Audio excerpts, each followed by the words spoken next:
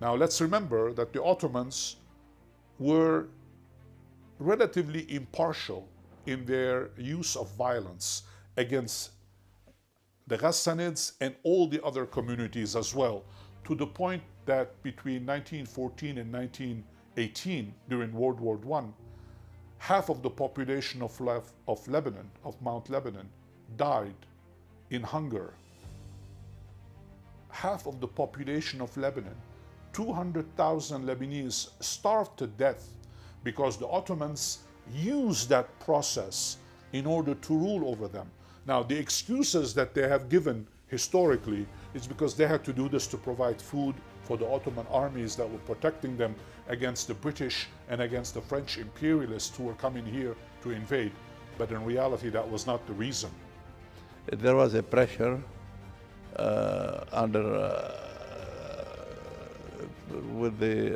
from the Muslim to Christian, to Islamize Christian. It was, a sea of blood. And for what? You know, we have a very good picture here in our culture. There was a fight between the wind and the ocean. Only the boat suffered from that. The ocean is not suffering, the wind is not suffering. The boat is we are the boat, suffering from this clashing between the wind and the ocean. The real reason was in order to control all of the principalities, including the Ghassanids. Unfortunately, most of them were forced to leave their land and found refuge elsewhere.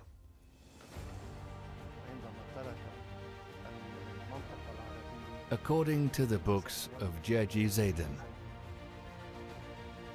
the Ghassanid king left the Arab region when he slapped a commoner and refused to accept to be slapped back by him. The family played an important role in Lebanon by liberating the region from bad people. Sheikh Youssef El Chemor had a long hand in these acts of war, defeating the corrupt people in the region beyond the borders of Byblos. A number of judges persecuted them in the region until Ottoman authority imposed a kind of open war against the Sheikhs El Chemor. Then most traveled to the Americas, like Nicaragua, Brazil, and Mexico.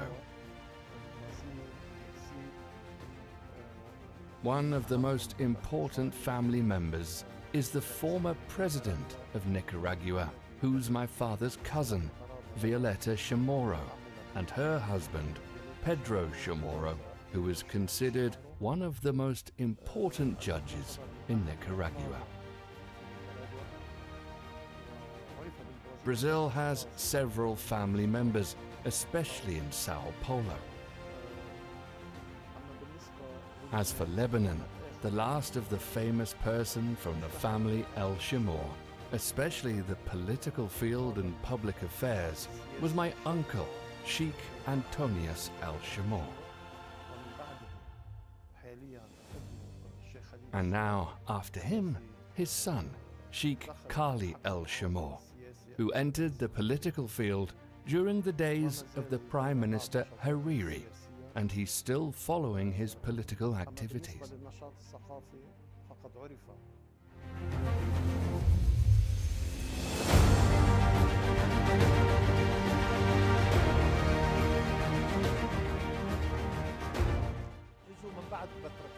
As for the family of El Chemor, after the reign of the Patriarch Douai, this a large and generous family, which came from the leaders, continued to represent Zagata Zawiya in the political scene. And they were good men and women in the region, and they extracted the free water for the people, and their name is still there for water project of the El Chemor family. بيت شمر. The water, when my father came from Nigeria, and this was like in the year 1947, 48, the area lacked of water. And my father had some water. So when they came to him from the villages around Farhata and asking my father about how they can help them, if he can find any way with the government, which he tried. And in fact, the government didn't do anything. So my father, he took the decision and he said, okay, fine, now if the government cannot do it, I will do it. And in fact, he provided water for like something like 48 villages. And all was done from his own money, from his own effort. And this water is still running till today, and people are still drinking of this water till today. Although some of the houses they bought from the government, which is funny to say that with all these what's happening now and after the war, the water of the government is cut from time to time, and it's not provided to the houses most of the time, in fact. While my father's water is running 24 hours, all day, all year. So yeah, and people still remember my father because of that, and it's nice. It's a nice feeling when you go to these villages, and although I mean this project has been done now for over 50 years, they still remind you that that's your father who is giving us the water, that the father who provided all the work for he made all the underground to bring all these you know, the pipes, the whole 9 yards. So that's the water. You'll probably be shocked, but I honestly think that a title simply as a personal honor is absolutely useless in the 21st century. The reason why my family and I keep this tradition is because we believe there is a contribution for the Middle East today. And in the whole Middle East, there is only one country where the president is Christian, which is Lebanon. But while in other countries, the Christians, I am not sure if they have, you know, all their rights as citizens, you know, in the countries where they live, because we have seen, I mean, in many countries, they do not have congressmen, they do not have MPs, they do not have representatives, I mean, in all means of government life. And I'm not talking about political power, but I'm talking about our duty. A prince has the duty of service to his people no matter what. We might lose our privileges, but we didn't lose our duty.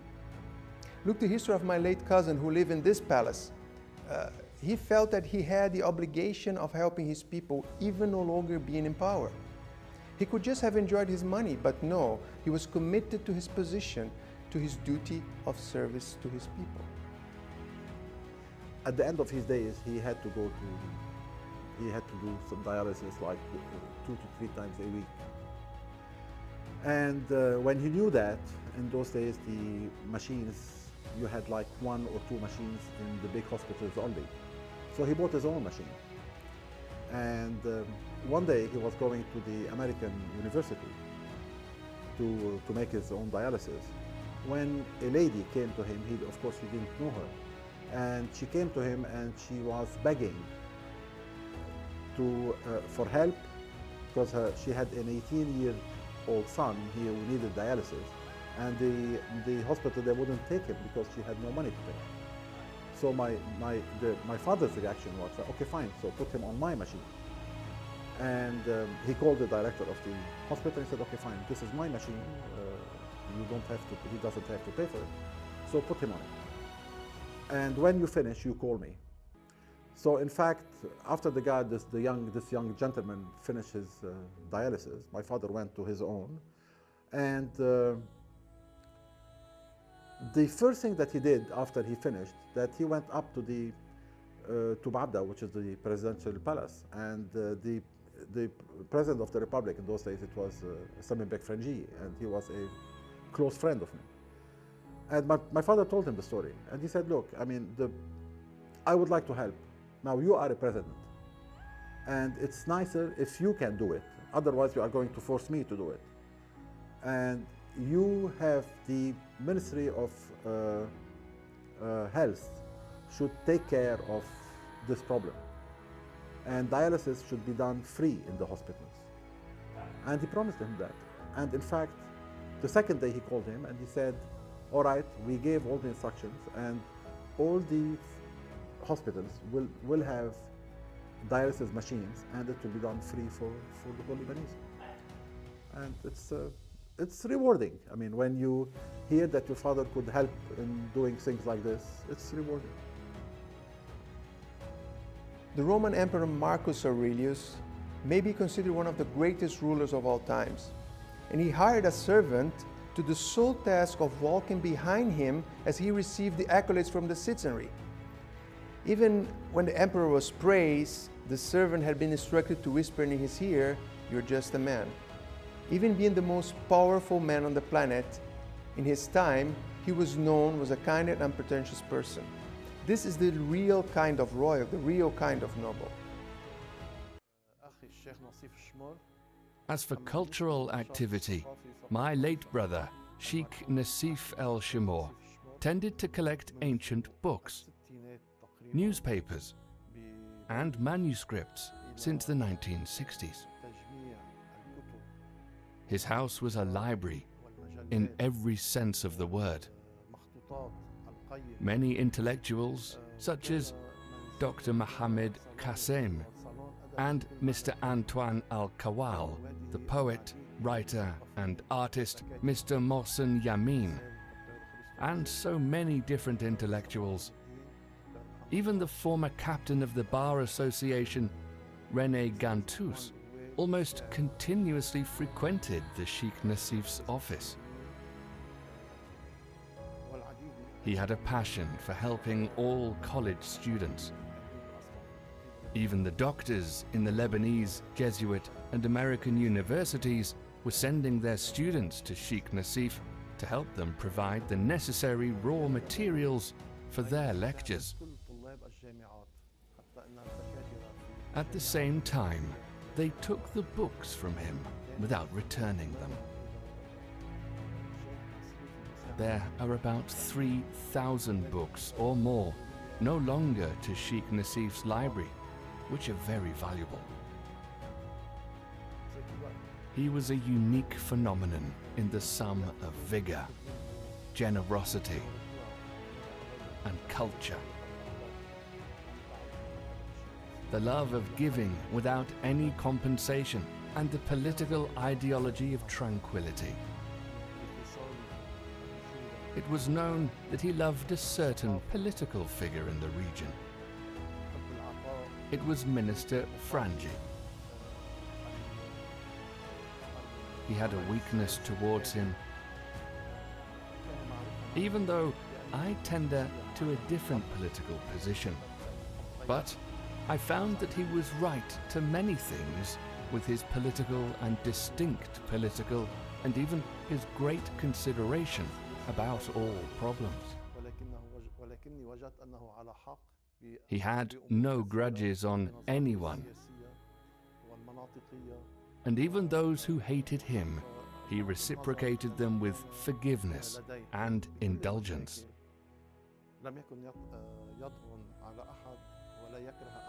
He had this nobility in every sense of the word.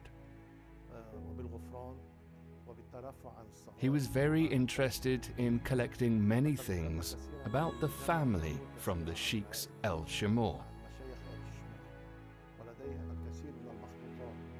He had many manuscripts, some of which were received by the Royal House.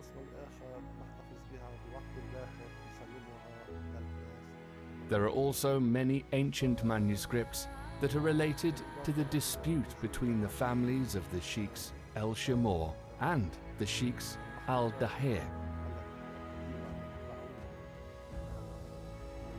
and to the alliance with the al-Hosn family in Betrach to help them to fight the Sheikhs el-Chemor.